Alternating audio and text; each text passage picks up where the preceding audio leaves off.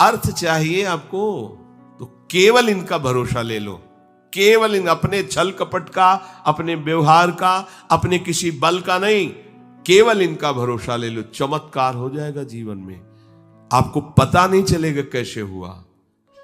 कभी ऐसे नहीं हुआ, कभी किसी से ऐसे नहीं हुआ, इसका कैसे हो रहा है, कैसे हम सबका उदर पोषण हो रहा है, वृंदावन वास हो रहा है, सब चल रहा है, कैसे प्रभु चला रहे हैं? क्या आप सबको नहीं चला रहे हैं? पर आप अपने को कर्ता मान रहे हैं, इसलिए आपको अनुभव में नहीं हो रहा, इसीलिए आपको परेशानियां हो रही, क्योंकि आप कर्ता बन रहे हो। अगर विश्वंभर कर्ता को कर्ता मान लो और उनके आश्रित हो जाओ तो जो चाहोगे मिल जाएगा, अगर ना चाहोगे तो वो मिल जाएंगे। जो चाहोगे मिल जाएगा, बिल्कुल कोई चाह न करो तो वो जो व्यवस्था उनको करनी करेंगे और वो स्वयं मिल जाएंगे। अर्थार्थी भक्त को धन संपत्ति वैभव चाहिए, पर वो केवल हरि से चाहिए, दूसरे से नहीं। पर ये ध्यान रखना, इसकी परीक्षा होगी आपकी।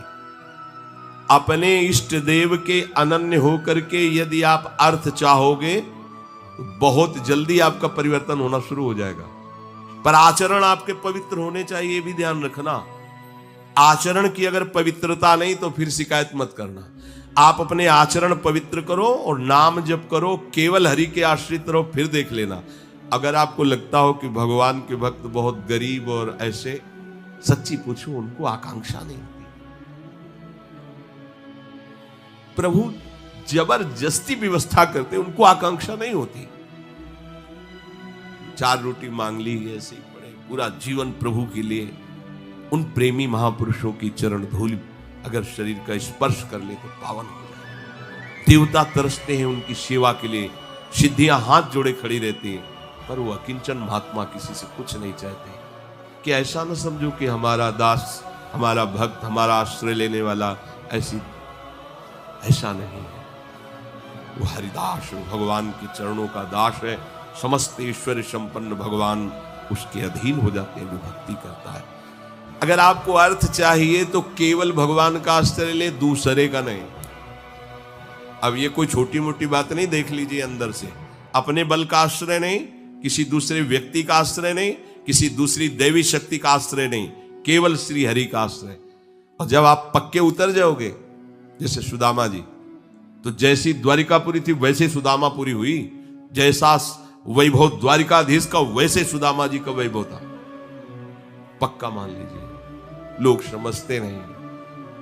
ऐसा ना समझो कि ये केवल कथाएं हैं। आपका जीवन स्वयं एक कथा बन जाएगा। यदि आप हरि के आश्रित हो गए तो आपका जीवन चरित्र दूसरों के लिए उदाहरण बन जाएगा। पर निष्ठा चाहिए। कई कई दिन भूखे रहे सुदामा जी। उनका मित्र किसी जमींदार के यहाँ पुरोहित ही करता था। वो जब पालकी से निकलता था, कहाँ गली गली डोल रहे हो कृष्ण कृष्ण बोलते हुए, आओ हमारे यहाँ, हमारा जजमान धनी है, आके थोड़ा वेद पाठ कर दिया करो, पूरे परिवार का पोषण कपला रहता है। हम वादा करते हैं, उनका नहीं, हमारे जजमान तो श्री कृष्ण। घर आते पत्नी पूछती कुछ मिला, 5 घर हो आए, कुछ मिला नहीं, चलो तुलसीदास और चरणामृत से भगवान ने। अगर धन ही चाहिए, सुदामा जी की इच्छा नहीं थी, उनकी पत्नी की इच्छा के कारण वो भी इच्छा भगवान ने पैदा की। ये भक्तजनों को ऐसा ना समझो फटे पुराने कपड़े पहने या ऐसे घूम रहे हैं, बड़े अभागी हैं। हम तो बड़े भाग्यवान हैं क्योंकि हमारे पास सारा ऐश्वर्य है। ऐसा ना समझो उनके भाग्य में ऐश्वर्य बनाने वाली मशीन मिल गई है, श्री हरि।